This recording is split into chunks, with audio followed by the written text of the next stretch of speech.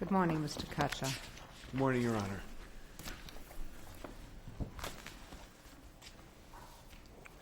You may proceed. Thank you, Your Honor. Good morning, Your Honors. My name is Michael Cutler. I represent Dana Morgan, the defendant in this case. And this case presents an appeal from a denied new trial motion alleging ineffective assistance that's consolidated with the direct appeal and contests the motion judge, who also was the trial judge's post-conviction discovery denial as to two expert witnesses and also the denial of an evidentiary hearing. And the defendant asks this court to advise his new trial judge and all new trial judges about how to evaluate a trial defender's failure to investigate critical inculpatory evidence. I just want to touch... What's so critical about it? You mean the blood that was found in the hallway? That's one of the two elements in this case, Your Honor. There was the only percipient witness is this Mark Padovano, who was immunized for his grand jury perjury. He's cognitively impaired from a lifetime of substance abuse, given a blackout. Seems that all our identifying witnesses are impaired from substance abuse these days.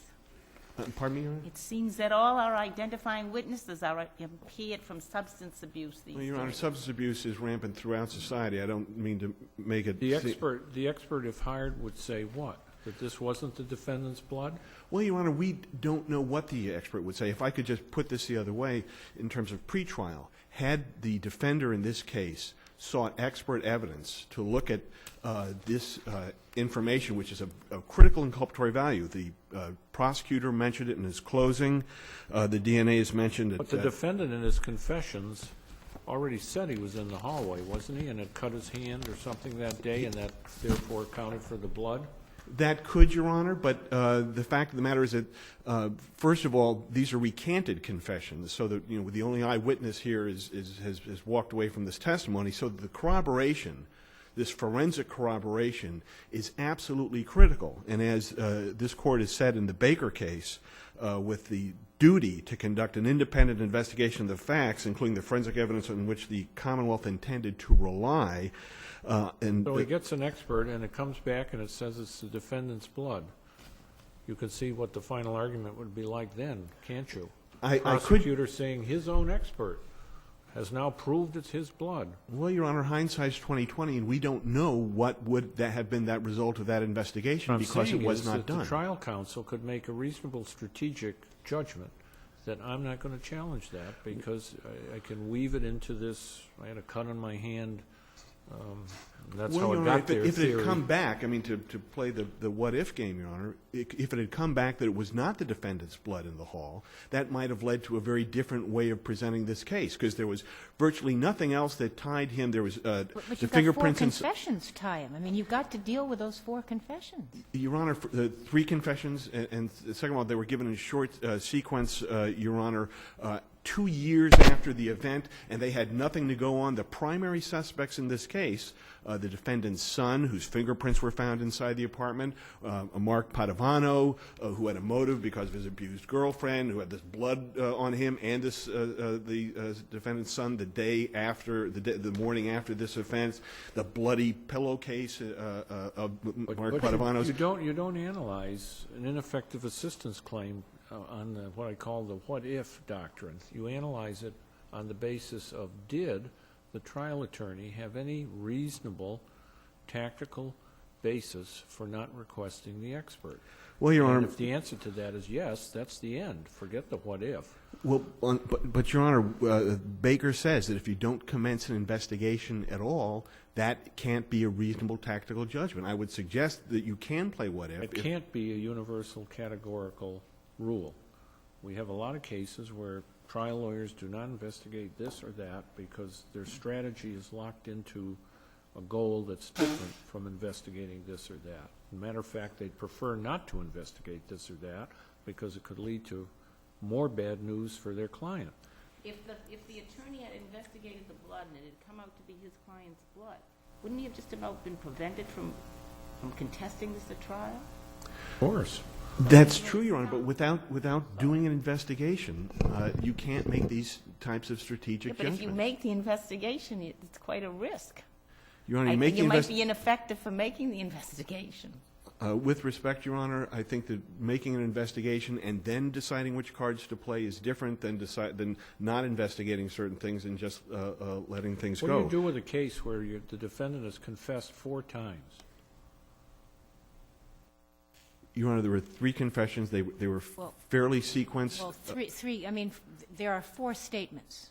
I think that's what we're saying. I mean, one of them was, at least as I understand it, one of them was somewhat informal and then formalized. Yes, Your Honor. So I think that's where we're getting. I'm the sorry, fourth. I certainly concede the sequence, but this was 2 years after the event. There was a plausible explanation for the false confessions that was explained at trial. And again, taking if the confessions, the only direct evidence is taken away, you have this before and after evidence from a cognitively impaired, immunized perjurer, and then the other elements of the case are this one piece of DNA evidence hammered in the closing by the prosecution, uninvestigated by the defender, and the medical examiner's evidence, which again was not something that the defender failed himself of getting his own independent expert to give him the capacity to do far more with than he was able to do in the case. Again, Your Honor, has these experts been sought pre-trial, it's hard to see how under this court's law, particularly the Zimmerman case, he could have been denied this investigation. Any of the victim's blood found on any item of Padovano's? Of the victim's blood, Your Honor? I can't, I do not believe that that's the case. I believe the blood that was found on that pillowcase was Mr. Padovano's blood. But that wasn't the victim's blood. No, Your Honor, but all 3, the defendant, the defendant's son, and Mr. Padovano were tested the morning of the finding of the body for blood on their hands. My client's hands were clean. His sons were stained, and Mr. Padovano's hands were stained. So, there's plenty of blood evidence here, but the critical blood evidence that the prosecution used in its closing, the blood evidence of my client in the hall was the untested, was not independently tested by my client. And I would point out, my brother makes use of the Horton case in trying to say that I haven't made an adequate showing for the use of the experts. In Horton, at footnote 11, the defender retained an expert who criticized Selmark's testing. There could have been grounds for challenging this piece of inculpatory evidence. My brother also makes a point that there was this useful evidence within this list of blood evidence that the trial defender used. Well, the fact that he didn't seek independent investigation of the exculpatory evidence doesn't excuse the fact that he didn't do any investigation of the inculpatory evidence. There may be an alternative way to use that hallway evidence in a favorable way, but he didn't test it. He doesn't know if he could have had another benefit to his case, and these are the types of potential material benefits to the case that a failure to examine, which this court has said in Baker is ineffectiveness, is a prima facie proof of excuse me, what was involved here. The fact that he could have gotten this stuff pre-trial, didn't do it, and now is prevented from going. And now I'm prevented from going there post-trial because he didn't do it. That pre-trial failure to investigate should not prejudice me from trying to run down this case to be able to prove that there was something material to have been done for the defense had this investigation be allowed. I'm seeking a remand to plumb this inculpatory evidence that was uninvestigated, that was chief to the prosecution in holding in this conviction.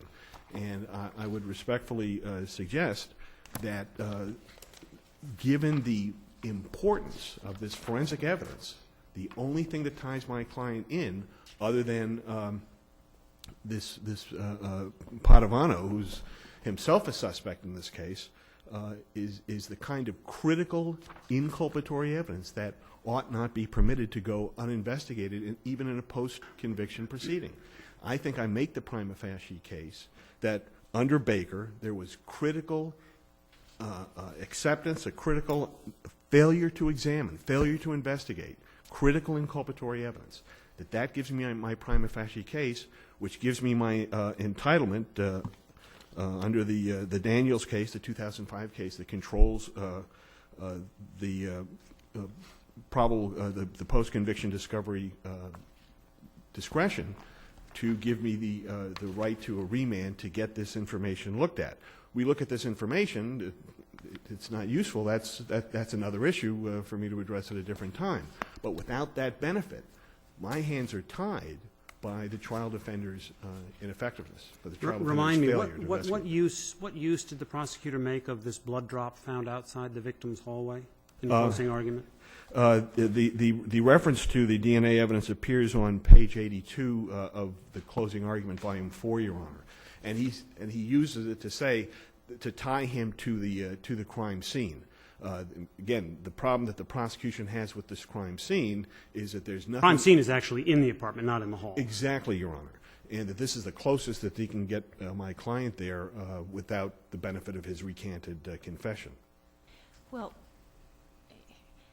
I think you are minimizing the weight of the confessions, recanted or not. I mean, it's sort of assumption of your argument is that the jury would believe that the recantation was true, and I... Your Honor, this jury was out nearly 2 days with this case. There was a very plausible explanation that my client gave as to why he did this. That explanation, I think he delivered in a fairly cogent and compelling way, as evidenced by the fact that the jury was out overnight with this case. And so, while It isn't unusual for a jury to be out overnight in a murder case, certainly, is it? Well, Your Honor, if the Madam Justice's point is that the confessions were so compelling, the fact that they were out overnight, despite these confessions, I think says that they were... Well, Sounds like counsel did a pretty good job. Yeah, I mean... Well, right. Your Honor, I mean, even Perry Mason can make mistakes if he doesn't investigate the inculpatory evidence. This Eugene McCann is an excellent lawyer, has a great reputation, and I'm not saying that he was as grossly incompetent as some of the ineffectiveness cases that have come before this court, but I will say, Your Honor, that with the two forensic items that tied my client to his original confessions, the forensic evidence there went unexamined by an independent expert. The two items being the knife as well? The ME's testimony about the knife, because there was a discrepancy between the knife described by Padovano and the knife described in the confessions. And although Mr. McCann did some amount of exculpatory work on cross-examination, very brief cross-examination, he never retained his own expert. And we can't know that another expert would have looked at these same wounds and made far more exculpatory value. The fact that he did some exculpatory benefit with his cross-examination does not answer the question of how much of a better job, how much more material value he would have given to the defense had he had his own independent expert to make a far better use of this discrepancy. And I would suggest, Your Honor, that until we have these experts and until we have some information to see whether or not there would have been a material change, that prejudice to my post-conviction litigation should not be the result of the trial defender's failure to do this investigation in the first instance. Was the son charged with anything? No, he was not, Your Honor. And Mr. Padovano was immunized, you say? He was immunized for his grand jury perjury. He gave exculpatory evidence at the grand jury shortly after the incident, and then when the Commonwealth saw its case, it determined that they wanted to have him in for an inculpatory role and needed to immunize him for his grand jury's testimony to get that inculpatory testimony in 2 years after the incident in this case. Mr. Cutler, in your brief, you say that the blood evidence made the defendant a less likely suspect than Padovano or his son. In what respect? Well, the morning after the incident, Right. There was no blood found on my client's hands. There was stained blood residue found on Mr. Padovano and on his son. Also, there was no blood of my client found inside the victim's room. There was plenty of blood in there, but none attributable to my clients. And none attributable to the... Oh, yes, there was a fingerprint or something of the My son's. son, the son's fingerprint was found inside the place. How do you- But there was no blood of anyone else found inside, other than the victim. There's no evidence in the record that identifies either Mr. Padovano And or as I the recall, son's the son basically was dealing with the victim. They were dealing drugs together. He was doing drugs down there. So it's not surprising that his fingerprints would be found in that apartment. That's certainly an alternative explanation. Had he been charged, that undoubtedly would have been an argument that was made. But, that's part of the plausible explanation for this false Well, confession. it seems to me that the jury has to believe or not believe. I mean, his confession is that he had a shower and washed himself off, correct? Your Ye- client, and yes. gave bloodied clothing to his son. Yes, Your Honor. So- That's the recanted confession. Yeah, that he recant, but if the jury rejects, I mean, it seems to me that if the jury accepts your client's testimony, that he recanted that evidence, what else does the jury have? I mean, there are other pieces, but assuming that they reject the recantation, isn't that the case? That's clearly, Your Honor. But the problem with that isn't that's the jury's function. That's the jury's function, right? But the jury, in looking at that confession, was looking at the corroboration for the confession that was offered by the prosecution. And if that corroboration could have been significantly weakened by this expert testimony, because it was certainly used by the prosecution in their closing argument for dramatic corroborative effect, without this evidence, and we don't know what it is because the trial attorney chose not to even investigate it, even to look at it. I think it's certainly possible that the jury might have still reached the same conclusion, but without knowing whether there was an even weaker corroborative case, a significantly weaker corroborative case, because we don't know what the experts would have come back and said.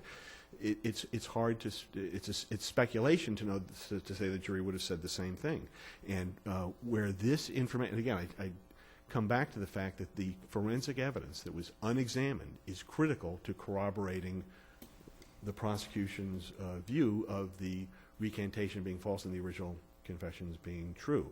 When it's that critical, and I think that that's the special facts that this case presents for looking at this expert evidence.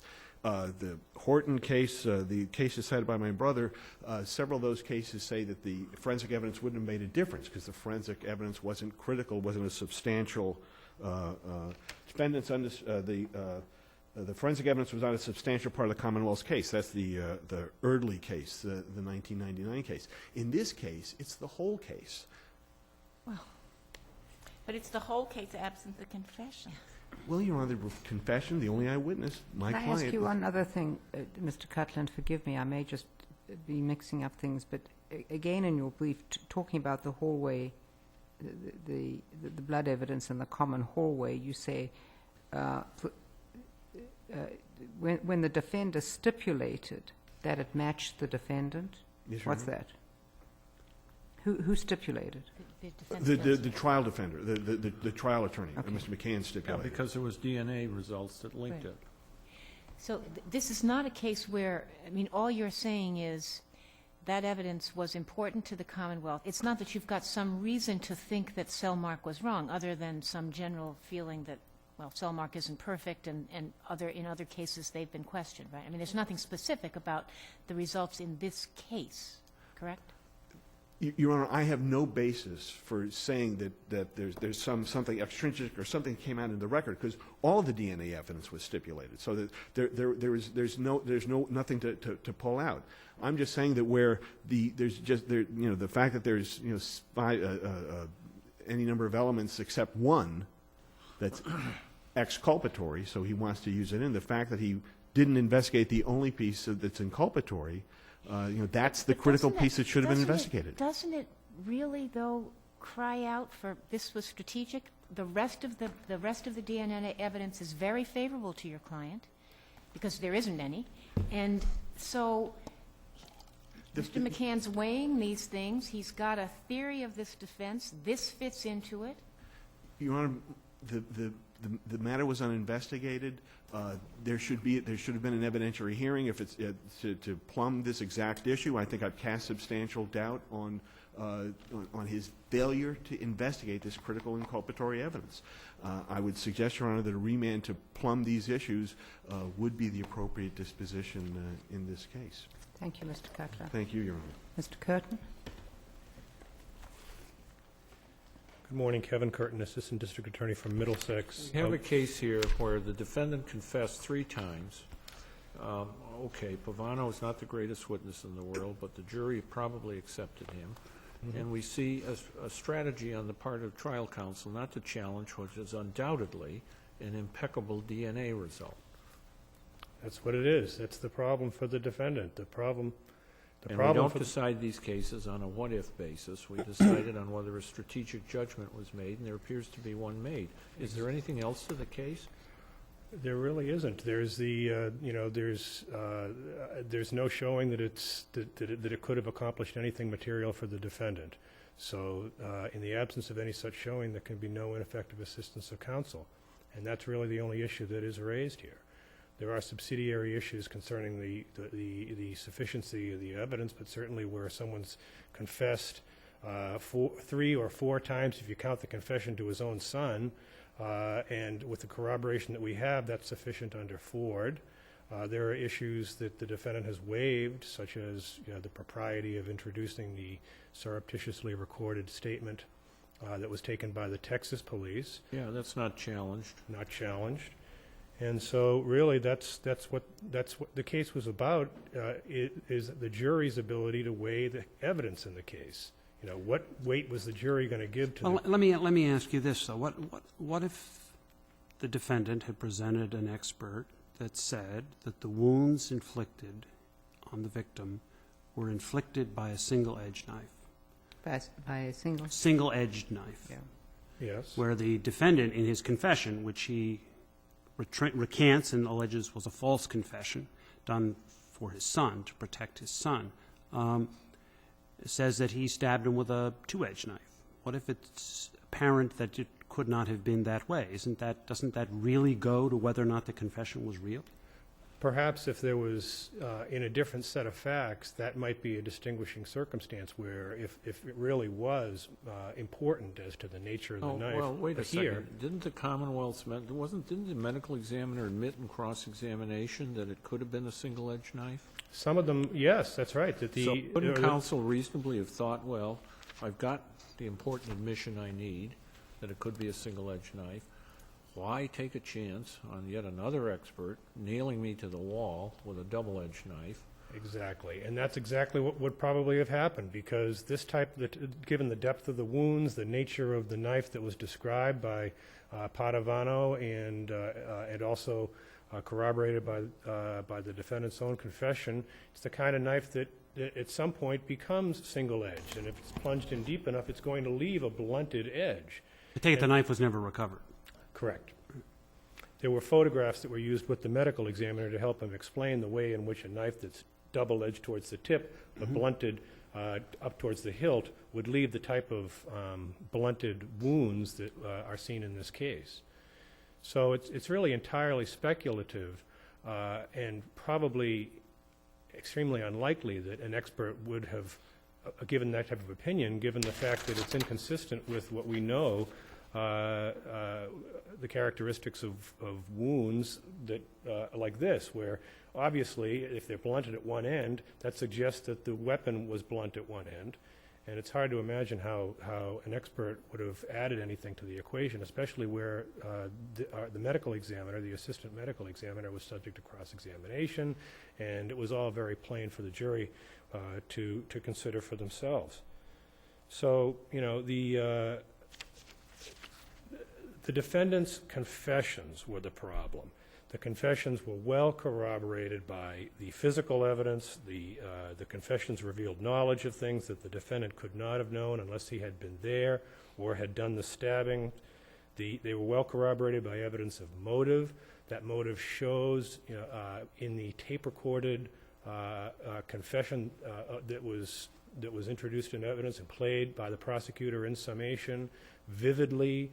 The jury had to decide whether they were going to credit the bona fides of what they were seeing in this. When you say the defendant, the confessions were corroborated by details that the defendant could not have known unless he were there, he could have learned them from his son.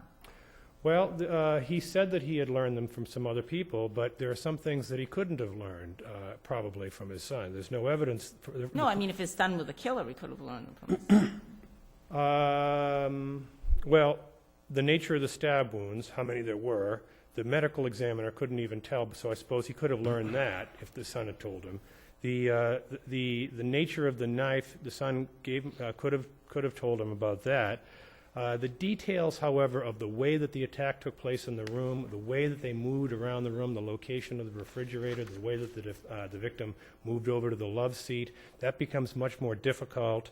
The way that the defendant described the throat slash, the fact that he was not moving very much at that time, which turns out later to have been corroborated by evidence of the wounds to the heart, and that he probably was near death at that time, which explained the absence of spurting blood at that time. The son might not have known to have told Dad that there was no spurting blood, or that he wasn't moving much at that time, because he wouldn't have probably been able to anticipate that that would turn out to be corroborated by the autopsy results. The fact that the phone line was cut, possibly he could have gotten that from son, but it really is an odd and superfluous act. It's hard and it certainly wasn't publicized, so there's no reason to think that it should have been done unless he had done it, or unless his son had, for some reason, told him that. Was there any corroborative evidence with respect to motive? As I recall in this case, in his confession, he said that the defendant said he had gotten a call that morning from the victim, basically threatening to kill his son, in essence, if his son didn't commit perjury in some other case. Right. There was no evidence of phone records from 3 years before. There was other evidence of the nature of the relationship. It would have been up to the jury to determine whether that made sense. The way that the defendant described in his confession how he felt about Heinhold, the timing where it took place, where after the defendant came home from work, of all times, those tend to corroborate that fact. What was the evidence that the Commonwealth, or what was the Commonwealth's theory of why it was that Padovano and Dane had blood on their hands? Well, Padovano, why Dane and Padovano did not have blood? No, I thought they did. They did Oh. have blood on their hands, and the defendant did not. Yes, well, that's right. The Padovano had photographs that were taken of his hand. His hand was tested for blood. That blood was not shown to have appeared anywhere within the location where the victim was killed, or outside. However, that blood matched up with some blood that was found outside in the hallway, outside of his own room, and also on On the pillowcase? pillowcase Or and sham that was tested. And so, what about the son? Well, was it clear that was Padovano's blood, or not? Was it clear that it was the clear blood... that it seems clear, because in light of it was in the stipulation, it was an unidentified third person, but Padovano explained the presence of the blood in his own testimony. Now, But that blood was not tested to see if it were Padovano's blood on the pillowcase. not by Cellmark, It was not the victim's, though. correct. That's clear. Okay. And as to there was evidence of a fingerprint of Dane on a note that was found inside the home, but there was no evidence of Dane's DNA inside of the. What about the blood on his hands? Was that tested? I don't believe that was. I can double check on that. I think that I'll have to double check to see if it was related to any piece of evidence that was found. I don't recall that it was. It certainly, there's no evidence that it was found. Any of his blood was found. I think that his blood was taken for DNA testing purposes, and photographs were taken of his hands. But I'll have to double check to see whether. I think that Cellmark I'll have to find out. You know, if I may respond to that later, I'll be able to tell you as to whether Cellmark tested it. I don't think that, I don't think that it was. I don't mean to batter you with questions, but there was on the question of motive, there was also evidence, and again, I don't know from whom it came, that the defendant and the victim had been in a fight the week before, or? That's right, that's right, that's more evidence of motive, that Where did that come from? Any place other than the defendant's confession? No. Any other corroboration that there had been such a fight? Well, between the victim and the defendant? Right. That was part of the motive, as I understand. Yes. There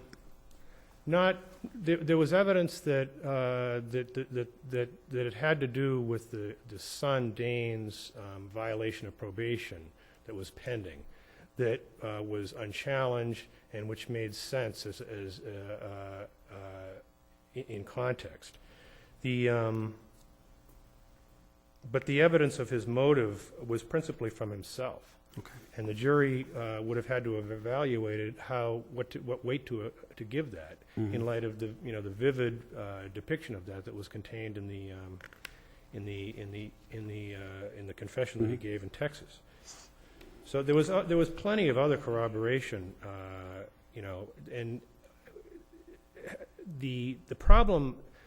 The thing about the defense, which shows that it was probably tactical that he not try to uncover more evidence that might have turned out to be harmful, was that you take a look at the DNA summary chart, and that's really essential for their defense because it does establish that there's no DNA of the defendant inside the house. The defendant had said that he had been outside. He said that he had been bleeding from a cut that he said that he had gotten the day before the murder. The nature of the blood drop on the outside was a vertical drop. It was not a spatter or any other type of blood, which would have been consistent, as the defendant argued, with a drop of blood that dropped off of his fingertip as he was outside, as he said that he was. It was going to be very difficult for the defendant to disavow his prior confessions, or at least to that he hadn't been outside where he said he had been outside and he had been bleeding. And it helped his false confession theory to have had this DNA evidence, because the defendant argued in summation, there was no blood that was found right by the refrigerator. As you walk through the door, there's a refrigerator right there, and he said that he stabbed him right there. And the defendant argued in summation that that's inconsistent with the absence of blood of the victim or of anybody right directly in front of the refrigerator. When he gave the confessions and included in that he cut himself in the hall or whatever, is that whatever? Yes, it was, he had been bleeding. Did he know at the time that his blood had been identified in that hall? No, the police didn't give him that type of information at all. So, they said that because they did DNA detail- tests. They said that they did in the interrogation. It was mentioned that they had done DNA testing, But they and didn't all say that. where. But it wasn't. He wasn't given any details. So he your- may have your point is- suspected. I'm sorry. He wasn't given that type of detail. So your point is that kind of detail says nothing about the recantation, because it has nothing to do with who That's did right. it. The recantation is made problematic by the fact that he has said that he was bleeding, and then there was a drop of blood that was found in a location where he said he had been at a time when he had a wound that was capable, he said, of bleeding. And so that it's hard to go back on that. But he tried, and No, well, he didn't need to, because the blood, that's right, actually, right. Because the fact that the blood was there, he didn't have to disavow that. that's right. And he did try to advance the false confession theory, and that wasn't necessarily inconsistent. No, But the it's- weight of the other evidence was what killed him. It enabled the defendant, however, he claims that the use of the chart, or the stipulation that the defendant signed himself to the chart, was ineffective. But it's clear that it was that it was to the defendant's benefit that that was in evidence, because he was able to point the finger at Padovano. And there was a lot of things in this case and in this house, the fact that Padovano had himself been beaten up, and that he's an alcoholic, and that he's living now with Pam Johnson, who had been living with the victim and perhaps might have known about a cigar box that had drugs or money that the defense attorney tried to suggest might have gone missing, or that what was inside might have gone missing. All those things were part of the defense that depended on proof that there was no blood of the defendant in the apartment. And there was blood that could be identified with Mark Padovano in the hallway outside the murder scene. And the fact that Pam Johnson, at 4 o'clock in the morning, and as it was suggested, the nature of the victims and the witnesses that you frequently have to see, that at that time she was conscious enough to be doing laundry, and that laundry turned out to be bloody, that was really helpful for the defendant. And the fact that they were able to tie that in with this with the Commonwealth's evidence enabled the defendant to make an argument that was that caused the jury to have to consider it. And an expert on, there's no showing that an expert would have come up with any different results, or that there was anything wrong with what in fact was done. So that is strictly hypothetical.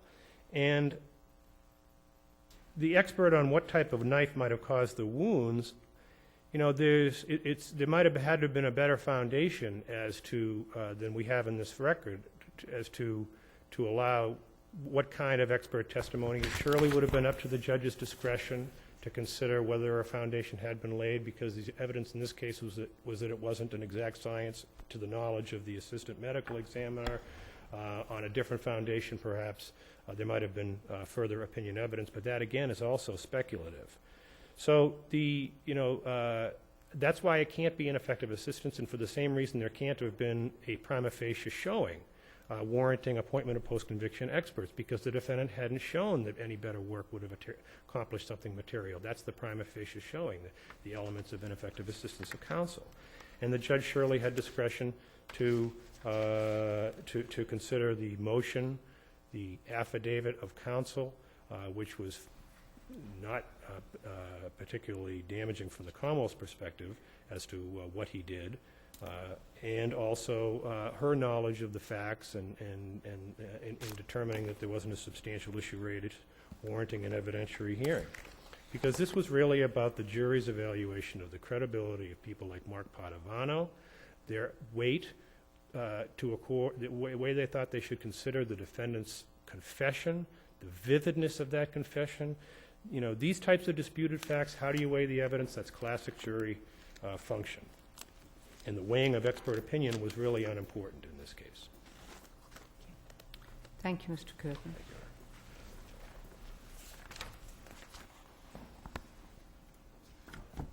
Sorry, may I, since I just respond to the question that was asked, Mr. Swergold has pointed out to me that in the exhibit there was a stain identified with Dana J. Morgan, this Dane Morgan, that was in fact tested by Cellmark. So they did have in the room, the one on the piece of paper. Yes, it was a swab that was taken from his hand. Oh, okay. Okay, thank you. The swab that was taken was not identified. Thank you, Mr. Kirkman.